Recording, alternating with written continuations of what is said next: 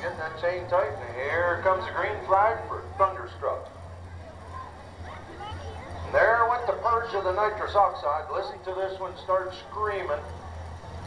The last one was purged there at the beginning, and he had the nitrous injected into that intake by about the 40-foot mark. You can definitely hear that stuff when it goes in. It will increase the RPMs dramatically. Just listen to it start to scream as he passes that flag. It's like steroids going into that engine.